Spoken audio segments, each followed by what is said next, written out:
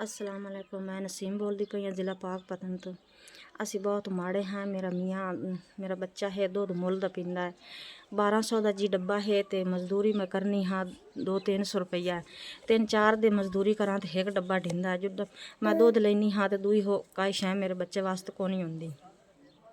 बंदा मेरा है हैपाटाइटिस सी दा मरीज़, वो मजदूरी करता है तो उनके नाल भी असी घर बड़ा औखा चलाने हाँ।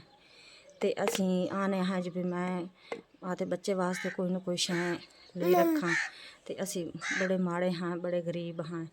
मेरा बच्चा आज मेरे को दुध नहीं जी लिया गया। मेरा बच्चा ना कल दा दुध को ख़त्म हो गया है ते दुध नहीं लिया जाता। मैं उन्हें रोटी खवानी और रोटी भी नहीं खांदा। वड्डा बंदा तो चलो गुजारा कर लेंदा है, बच्चा है दुध तो इलावा कोई हो शै नहीं खांदा। कोई अल्लाह दा बंदा होवे साडे हाल ते रहम करे। चलो हर महीने दे विच चलो कोई पैसे होवे जेड़े मैं आदे बच्चे नूं पाल सकां।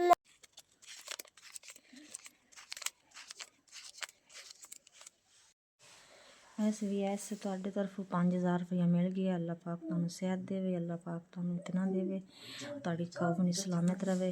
ਅਸੀਂ ਤੁਹਾਡੇ ਤੋਂ ਬੜੇ ਖੁਸ਼ ਹਾਂ। ਸਾਨੂੰ ਤੁਸੀਂ ਸਾਨੂੰ ਔਖੇ ਵੇਲੇ ਕੰਮ ਆਉਂਦੇ ਨੇ, ਅਸੀਂ ਤੁਹਾਨੂੰ ਦੁਆਵਾਂ ਦੇ ਸਕਨੇ ਹਾਂ। ਇੰਨਾ ਪੈਸਾ ਨਾਲ ਮੈਂ ਬੱਚੇ ਦਾ ਦੁੱਧ ਲਈ ਸਾਂ, ਤੁਹਾਨੂੰ ਦੁਆ ਦੇ ਸਾਂ।